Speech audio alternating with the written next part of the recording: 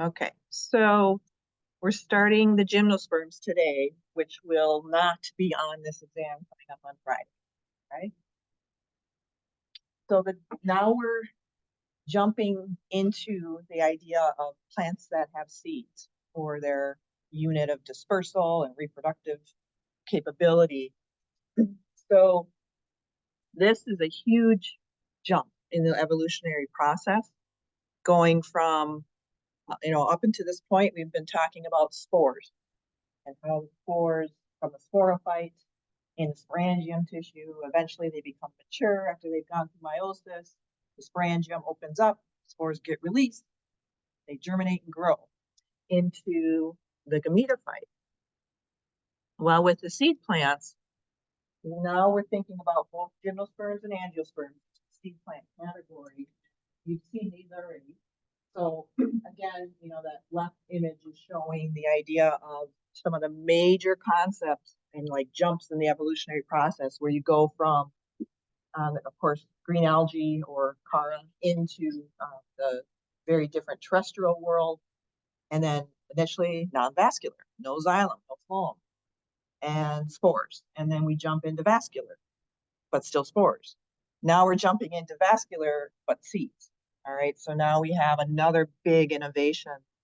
And you've seen this one as well, where we're looking at the very far right offshoot there, where they kind of show the gymnosperms and angiosperms coming off there. Okay, so here, this one you haven't seen yet, I don't think. This is mostly showing the gymnosperm phylum. So we're going to be looking at 4 different phyla when we're all done with this. This phylogenetic tree is interesting the way they drew it, where you see it being fatter, where the colors are more fat. That means they were more abundant during that era. And then you can see some started out really small and then got really fat, like the cycads. On the other hand, you can see the conifers, they started off kind of eking along, and then all of a sudden you see this shift where they became quite numerous. So it's something to look at if you're curious about the progression of how successful were they initially versus current. Whoops. So now we're looking at this idea of seed production. On this image is both gymnosperm and angiosperm. So when we're looking for seed production, we're going to investigate the cone, the pine cone, and particularly the female pine cone. That's what we're going to be zooming in on to look for seeds. But you can see that the way the artist has drawn this, and it's correct, you have these seeds just kind of sitting on top of the scales of the cone. So if you look down, once the cone scales are open and you look down, you should be able to see these seeds right there, just sitting on the scales. So they're exposed, and they often say they're naked. They're naked seeds. They're just exposed. On the other hand, with the angiosperm, we have seeds that are protected and enclosed. All right, so that's a huge difference that we'll talk about once we shift over into angiosperms. So the seed in general, whether you're talking about a gymnosperm or an angiosperm, huge survival value compared to the spores, because most seeds bring nutrition with them. They're packed with nutrition for the baby. When the seedling starts to germinate and grow, you have all that lovely nutrition right there to support. The other idea is that you have a really nice, tough seed coat. So in general, what they say when they look at spores, plants that do just spores versus plants that do seeds, what they're saying is that the seeds replace the spore as the unit of dispersal. So it's no longer spores getting released, it's seeds getting released. Okay, that's a big, big shift. And so gymno actually means naked, sperma, seed, so naked seeds. And so what we're going to find is we're going to zoom in on pollen combs too. All right, so there'll be some pollen combs that produce pollen. And when you think about fertilization or pollination, I guess, this bullet point is the definition of pollen directly to the ovules, which we need to talk about. in the female cone. All right, so if you look up the definition of pollination in the dictionary, they always give the angiosperm definition, which is different. All right, so the gymnosperms get short trips. Pollination is where you have transfer of pollen to the ovule inside the female cone. So technically, gymnosperms, they're fruitless. Fruitless seeds. They don't form any fruit like the angios do. Their seeds stay exposed. They're not encased in any kind of fruit. Now we see another big shift. No free water is necessary. Up until this point, we've always said free water is necessary to get that sperm. Shift it over to the egg. Now we're not seeing that.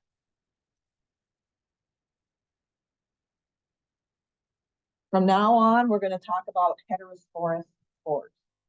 We just touched on that a little bit with one group of the seedless vascular plants being able to do that, where they have spores that look physically different and they end up producing different things, the male and female.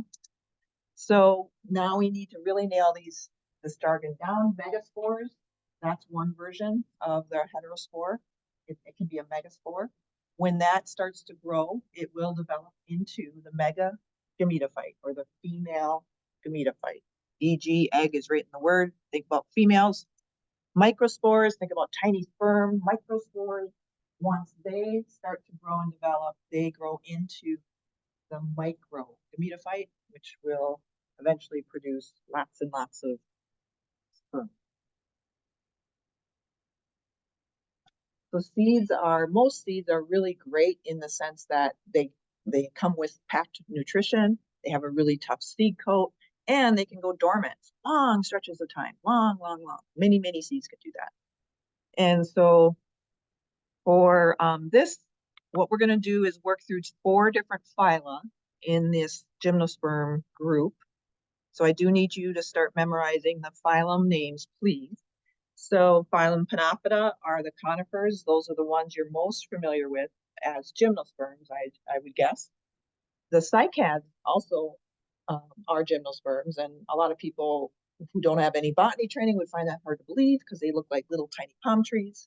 At least around here, when you see them in stores, they look like little palm trees. Ecophyta, there's only one genus still living, so they really haven't been able to be hugely successful in this day and age. And then the neophytes, there's only 3 genera that are still living. So dominating this group are definitely phylum Panophyta. They win. There's more conifers out there than any of the other groups. Okay, so that's why, of course, most of us are more familiar with those types of plants. So the only life cycle we're going to work through really in any detail is the phylum Panophyta. We're going to think about how the conifer species go through sexual reproduction. And then I'll just touch on a little bit here and there on the other groups. Okay, so when we think about this idea, I really want you to think about this transition in terms of how they evolved and adapted from the previous group of plants. And so let's go all the way back to the bryophytes. So this slide is showing a comparison between the bryophytes and the seedless vascular plants. And you can see in both of those cases that you have the sporophyte releasing the spores, okay, whether it be the sori, where all the sporangium is there and all the spores get released, or a dedicated sporophyte where you have the spores in the sporangium. Here, the fern fronds, the sporophyte, they're releasing spores, no matter if they have sori or more obvious sporophytes.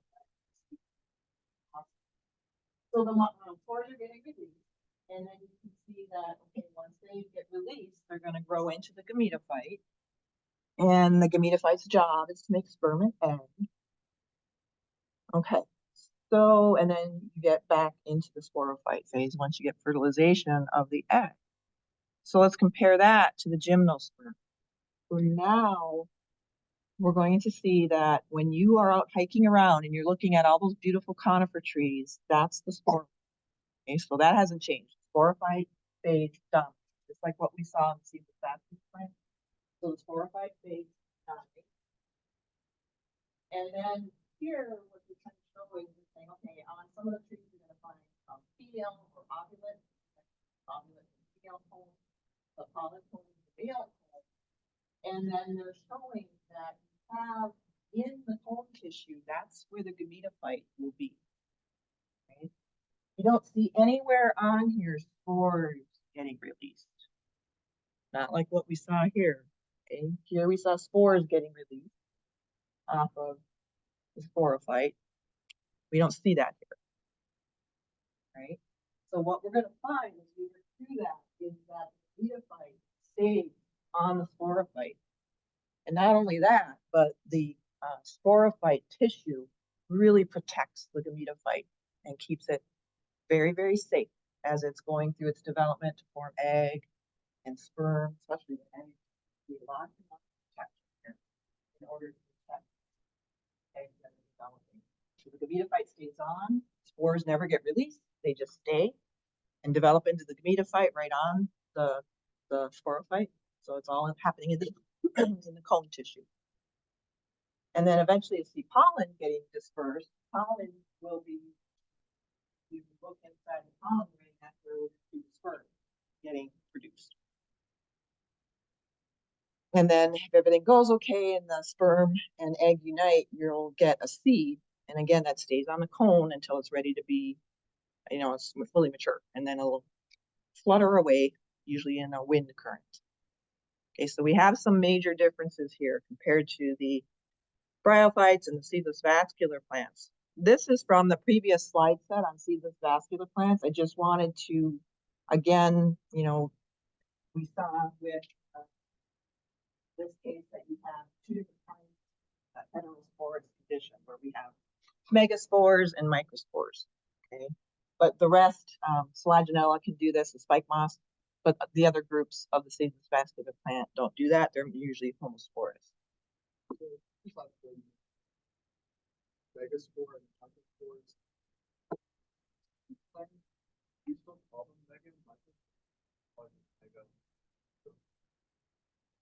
So they're both. So the megaspore will develop into the megagametophyte. Yep, in the cone.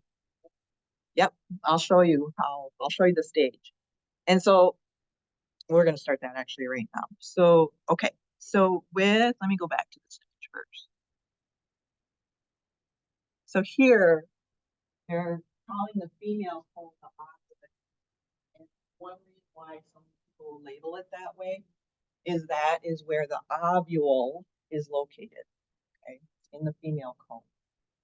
So we're going to be talking about megaspores and megagametophyte, and that's all part of this so-called ovule formation. So we're going to get into that next. So it's a step-by-step procedure here. So we haven't really talked about an ovule yet. This is a new thing. So in the Gymnosperm, this is from the life cycle book, where they're showing the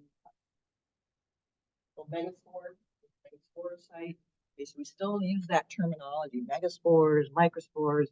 It's just that it's all kept in the cone tissue of the sporophyte. So what we see is that there will be megaspores, but they never get shed out of the tree. So they get held within the megasporangium tissue. So remember, all of the times previous when I say there's spores being produced, they're always in sporangium tissue. And you look inside the sporangium, that's where the spores are, and they're getting matured. It'll go through meiosis. Well, okay, so now we have the megasporangium tissue, and inside of that are the megaspores, and they just get held on the sporophyte. They never get released out. So what happens is with the female version here, you have, instead of a bunch of megaspores, it gets reduced to one.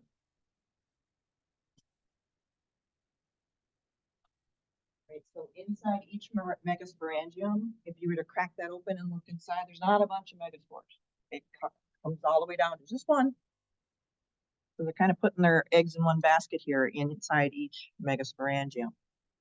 So that megaspore needs to go through meiosis, just like all spores need to do. They have to go through meiosis before they're mature. We've said that over and over so far with bryophytes, those spores go through meiosis. Okay, still we have the megaspore mother cell, MC. That megaspore megaspore mother cell will go through meiosis. And anytime you take one cell and put it through meiosis, you have 4 progeny cells. And then what we see is that 3 of those die off. Okay, so we're starting to see this reduction in stuff.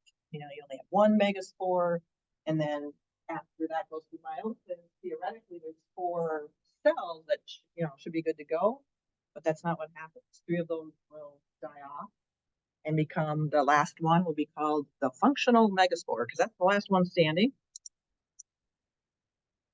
All right, so only one of those 4 after meiosis, only one of those 4 cells is going to make it. The others die off. So then that's the functional megaspore.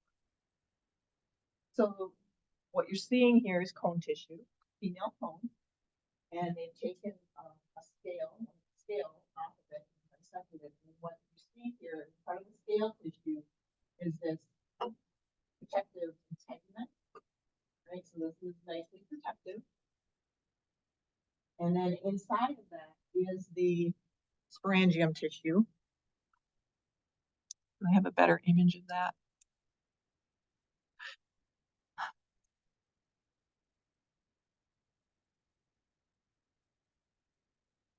Oops, that's not looking.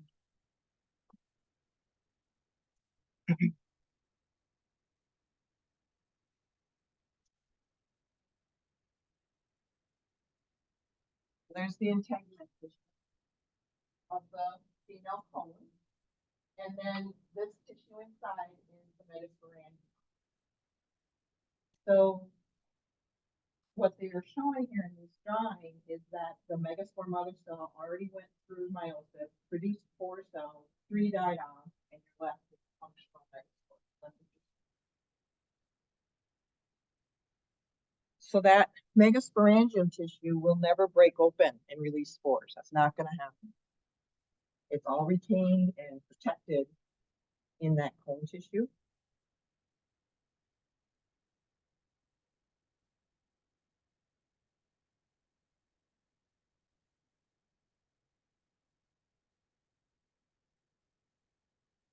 Okay, so that functional megaspore.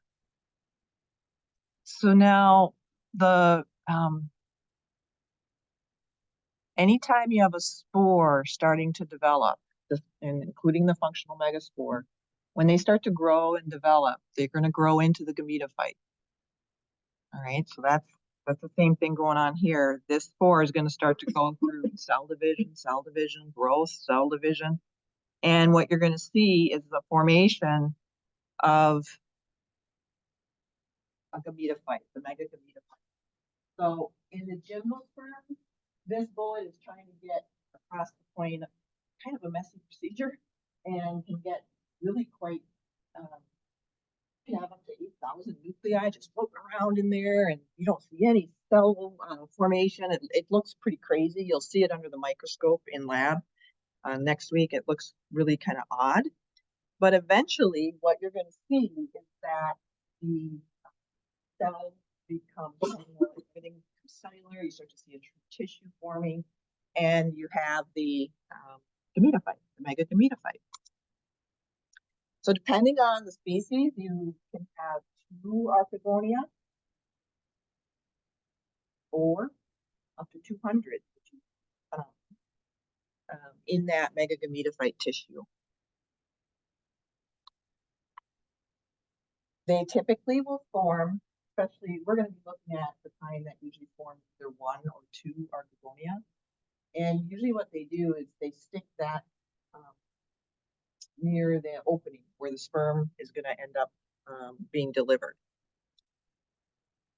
And this hasn't changed. We have archegonia tissue. We know that that's where egg formation is. And again, it's just a single egg in each archegonia. So that hasn't changed. It's the same basic idea. Now, if you can imagine pollen getting to the female cone and depositing a bunch of pollen, which eventually release sperm, you can have all those archegonia fertilized, technically, and that I've seen, I think you will too. There's some paired slides where you'll actually see both eggs getting fertilized. But usually then what happens, and they still don't know exactly how this happens, there must be some communication. Usually only one goes to completion. The other one kind of starts and then just stops. And then there's one that dominates, goes to completion, where it makes the baby sporophyte for the embryo.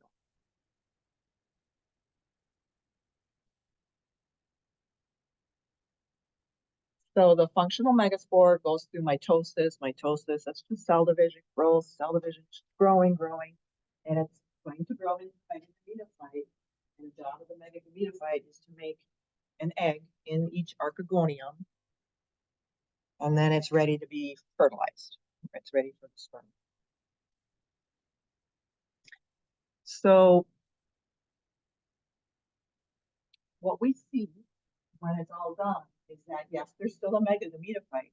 It's just really small, and it's retained within the sporophyte. It's never free living. It's retained within the female pole. So here you have the integument tissue,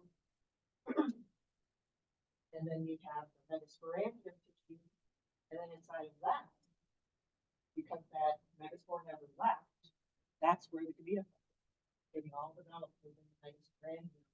And then these two dark brown, those are the archegonia, and the dark brown is actually, there's two fat eggs. The archegonia is like just this huge egg. So everything is really nicely protected. So that is definitely an advantage where they're able to really keep things nicely protected. And when you think about it, they're trying to make the next generation of themselves and get, so you want that to go okay. You don't want it to get a large die-off. Okay, so the integument. So as far as this slide, please study this. This anatomy is really important so that you understand the different parts of it and how well protected the megagametophyte is. And the only word on here I really don't care that you know is pollen. But this micropyle, that's the opening. So the integument doesn't fully, it stays just a little bit open, very tip there. And it's waiting for, there's usually a little moisture there where the sperm will be there. The pollen will land there. And then the pollen will get brought in and rest on the megasporangium. And then the pollen gland comes out and digests its way all the way through the megasporangium, get to the megagametophyte, find the archegonia, and deposit the sperm.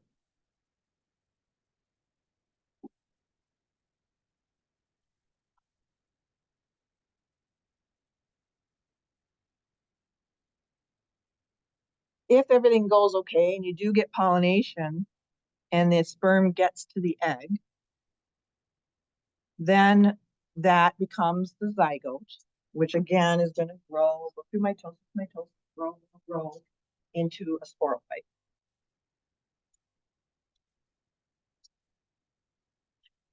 So if all of that goes okay and you get the development, the fertilization cycle, and that just keeps developing and growing until finally we see the baby sporophyte, or the embryo inside the baby sporophyte. And it's all being retained within the seed tissue. Okay. So in the seed, you'll have the embryo or the baby sporophyte, and then usually some nutritious tissue for the developing seedling to use. The seed, so it's a mix. Yeah, it's a mix. If you just talk about the embryo, that's sporophyte, and then the rest is gametophyte, megagametophyte. It's a mix, yeah.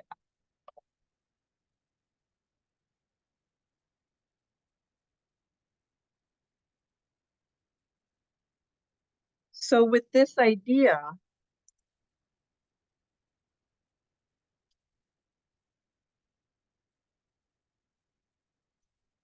it's very different than these, what we've been talking about today. Okay? Because I've always been saying, oh yeah, the sporophyte, their job is to make spores.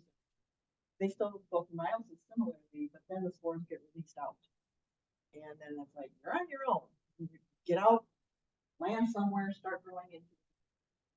And the gymnosperms say, oh, no, no, no. I'm going to retain all of that. My megasporangium tissue to stay good and nicely protected. My megaspore is in there, nicely protected. All right, so everything gets retained on the sporophyte and is not released. And so then you get that megaspore mother cell after it's gone meiosis, the megasporangium. 4 cells produced with 3 dioxys. We just left with that one functional megaspore. And now when a megaspore starts to grow and develop, it always develops into a gametophyte of some sort. Okay? In this case, the megaspore will develop into the mega gametophyte. All right, so that is what we're trying to show here. So here, this first image and the mega gametophyte isn't there yet. That megaspore has to go through a lot of growth. And then you see the arrow, and the middle image is now the mega gametophyte. And it has a huge egg in the archegonia. And then here, the last image, you're actually seeing, they skipped a lot of steps of development, but then it, so that's the sporophyte, and it's surrounded still by gametophyte. But that's okay. When you look at, let me go here for a second. Well, let's do this one. So here is a seed under the microscope. And so you can see the integument tissue is the outermost tissue, very protective. Right, so that's the outermost tissue on either side. You can see it protecting all the way around. That's the integument. And then right inside of that is the megasporangium. So on some slides that you'll notice or some readings, they might call it the nucellus. That's a very old term. I don't like it because it's inconsistent with what we've already been talking about, in terms of sporangium. So I'll never use that word, but you may end up seeing it in lab, for example. So I've typed in here megasporangium. So that's what I want you to know. So the megasporangium tissue is right beneath the integument. Okay. And then the female gametophyte is inside of that. So here you can see if they're showing the female gametophyte, they've already skipped. This has skipped all the steps of that megaspore mother cell, going through meiosis, producing 4 cells, 3 die off, get the functional megaspore, which grows into the female. And then eventually cyphodia with a big fat egg inside each one. And so now it's waiting for the sperm.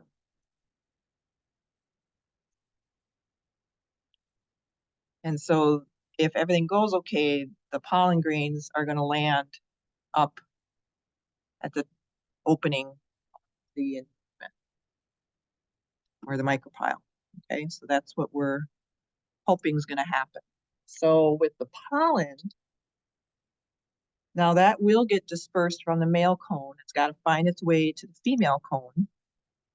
And when you look at each pollen grain, it has these so-called 2 prothallio cells.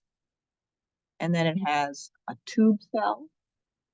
And that's important. It'll elongate and become the pollen tube where the sperm can make it through that. And then there's a so-called generative cell. So when pollen is being released from the male cone, each pollen grain consists of what you see here, 2 prothallio, a tube cell, a generative cell. So it has 4 cells when it's released. Nowhere in there, in that description, do you see anything about sperm yet? Okay, because the sperm aren't there yet. So when pollen is floating around and causing allergies and dusting your car, there's no sperm there yet. They're not, they haven't formed yet. So they say they're immature pollen grains. So eventually though, when the pollen grain finds the ovule of the female cone, then it'll eventually divide to produce a stalk cell and a body cell. And then it has to go through one more, that body cell goes through one more division to get you to sperm finally. It takes a while for the sperm to come up. So, and it's that generative cell that you get active once the pollen grain has reached the female cone. So it'll divide, and then the body cell divides one more time. And so when it's all said and done, when you finally have the pollen transferred to the female cone and the sperm show up, each pollen grain can have two sperm. Each pollen grain will have two sperm if everything goes okay. And so then the job is to, make sure to get that pollen grain landing on the micropyle, that little opening, and then you'll get the, hopefully the delivery of the sperm. So let's see. I'm kind of showing it here down low off to the right.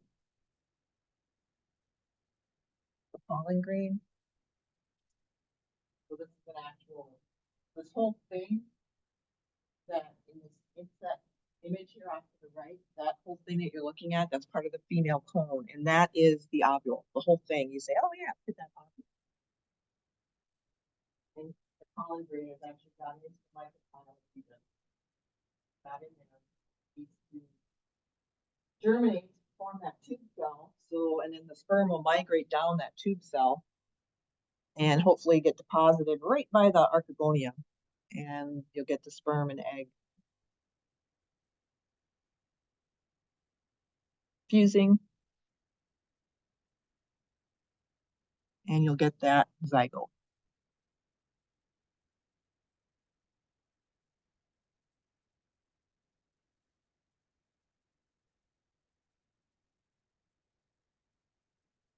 This is another image. It's not from your current edition, but I put it into the slide set in case you want to use this one to study off of. But it's basically saying the exact same thing as what we just looked at.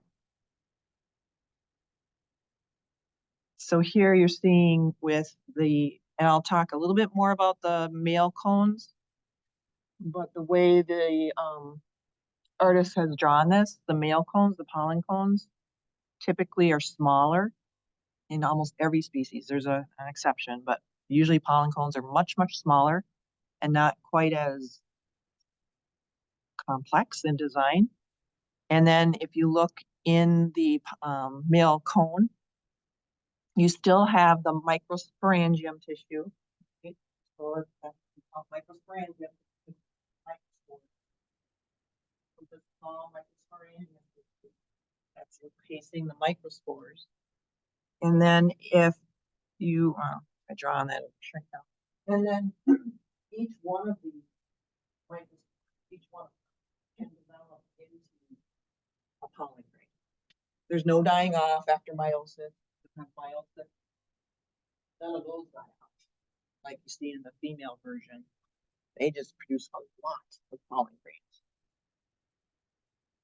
So each microspore can go through meiosis, resulting in 4 spores. Each one of those can form a pollen grain. That's what they're showing there. They're showing the active pollination, where you get the pollen grain getting sent to the ovule. Okay. So this takes a little bit of practice going through the process here, because this is kind of new. We have some of the same concepts, but some radically new ideas too, compared to the seedless active.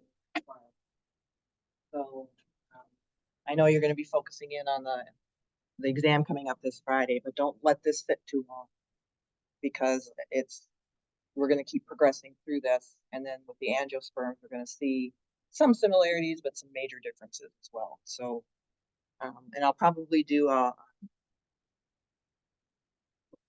take-home assignment on this too, to get you thinking through it as you're studying. So Actually, so the next thing I wanted to tackle is looking at with the gymnosperms, with these most gymnosperms, especially the phylum Panophyta, it takes them a long time to do this.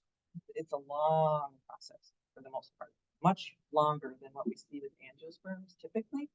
So I'll start with that on Wednesday. It's too long to get into and finish in the next few minutes. So we're just gonna stop here. I've thrown enough at you. This is enough to think about. So we'll stop here and we'll continue on with the life cycle on Wednesday.